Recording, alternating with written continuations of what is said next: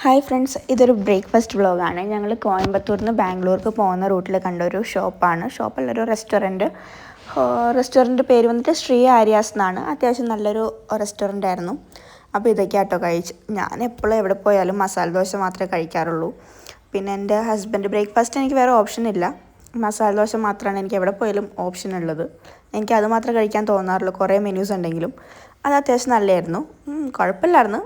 പിന്നെ എൻ്റെ ഹസ്ബൻഡ് ഒരു ഗീ റോസ്റ്റാണ് കഴിച്ചത്, ആൾക്ക് അതാണ് ഇഷ്ടം.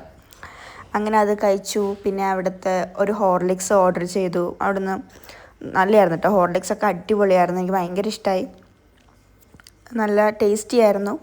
അതെല്ലാം കുടിച്ച് ഹാപ്പി ആയിട്ട് ഞങ്ങൾ ബില്ലൊക്കെ പേ ചെയ്ത് തിരിച്ച് വന്നു. അപ്പോൾ നിങ്ങൾ ആരെങ്കിലും ഈ റൂട്ട് പോവുകയാണെങ്കിൽ ഈ ഷോപ്പിലൊന്ന് പോകണം.